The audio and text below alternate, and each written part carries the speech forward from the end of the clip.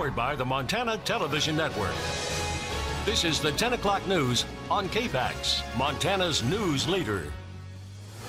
Good evening, I'm Jill Valley. And I'm Dennis Bragg. A great evening for trick-or-treating across most of western Montana, but now your costume's back to winter coats and boots, and probably far too soon. Although Erin's still wearing her costume, you can figure out what it is. We're going to go over to her now and find out what is in store as this weather change is approaching us. Well, this is going to be a big clue. I've been nerding out with the forecast tonight because we actually have something to talk about, and we've seen our winter weather advisories expand in coverage now to include the Flathead and Mission Valleys overnight tonight, throughout much of the day tomorrow, as we see this green rain switch over to snow. Now that has started to fill in on the radar a little bit sooner than I'd anticipated, so the tail end of trick-or-treating, some of you may have gotten a little wet, maybe a couple of snow pellets on you, but we will see that pick up in intensity tonight, throughout the day tomorrow, midnight tonight until 6 p.m. Wednesday with that winter weather advisories in effect, but we've got a whole lot more coming, folks. Your forecast coming up soon, so stick around.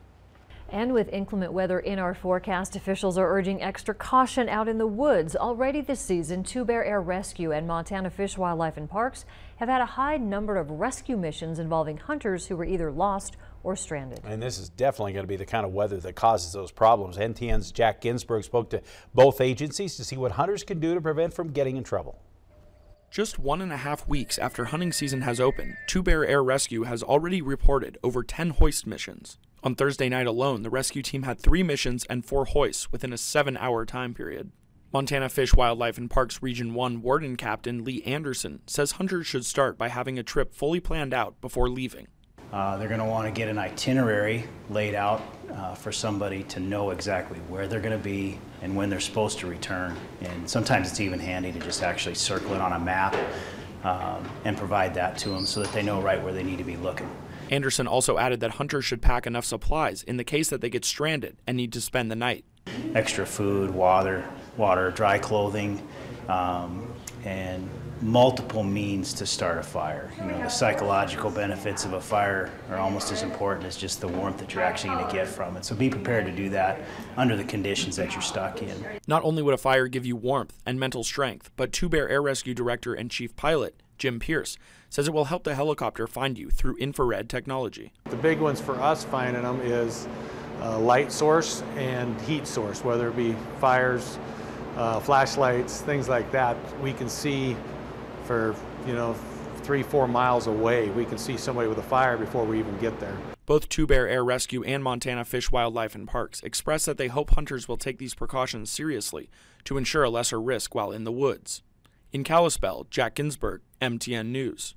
Senator John Tester demanding answers from the administrator of the Federal Emergency Management Agency as he met with the Senate Homeland Security and Governmental Affairs Committee to talk about what went wrong in that controversial deal that the Puerto Ricans made with Whitefish Energy to restore power to the ravaged island.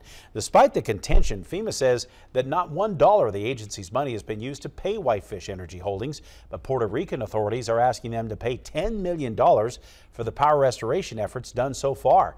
That leaves it unclear how the young company will be reimbursed for the nearly month of work it's done, considering the island's government and utility authorities both filed for bankruptcy this year.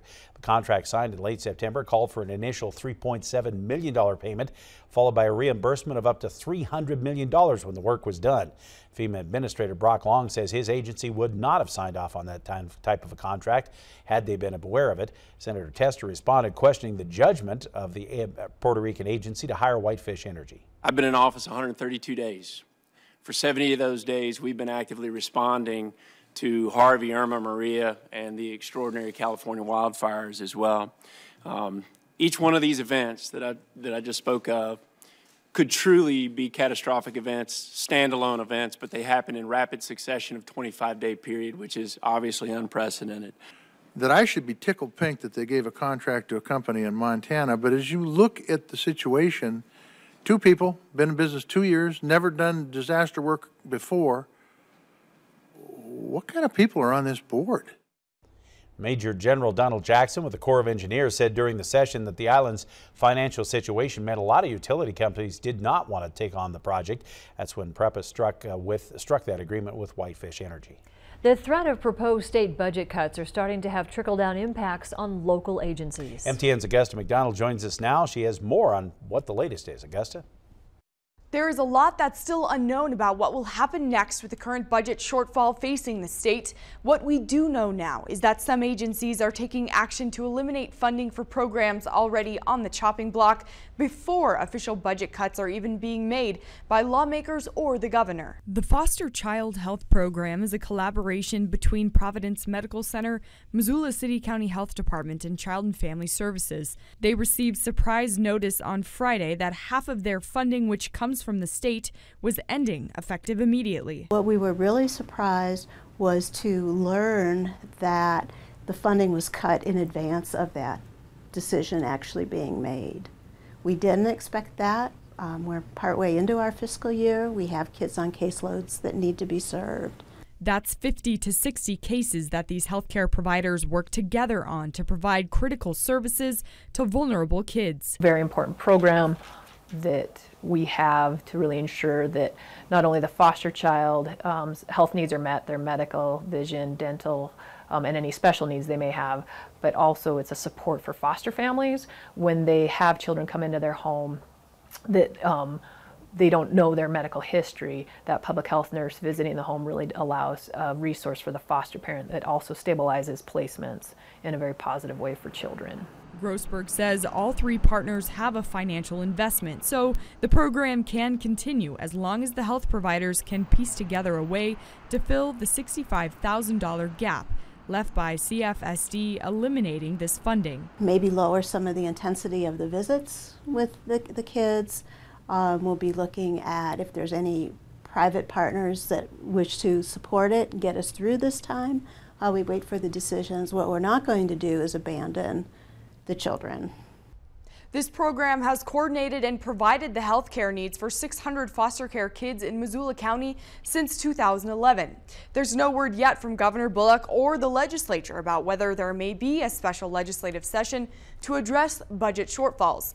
Until then, $105 million worth of funding for Department of Public Health programs like this one are waiting to hear whether they will be able to continue their work with Montana's most vulnerable populations.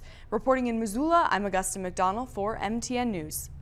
The cuts also eliminate similar services for foster kids in Yellowstone and Cascade counties. There's a new medical care facility that opened its doors at Tremper Shopping Center in Missoula. It's Community First Care. It specializes in non-emergency medical care, cuts, lacerations, sprains, fevers, the flu, or sore throats.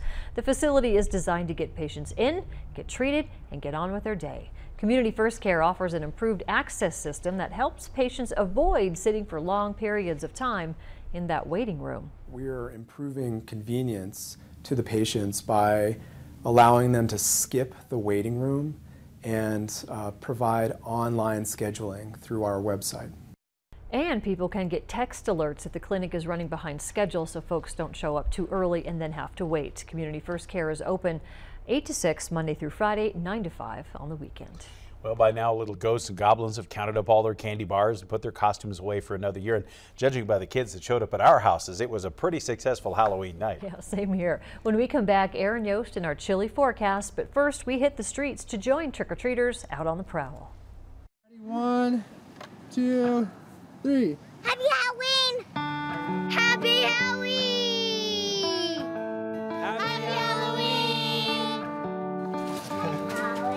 Well, thank you. Okay, there you go. Happy Halloween! 3, 2. Ready, go. Happy Halloween!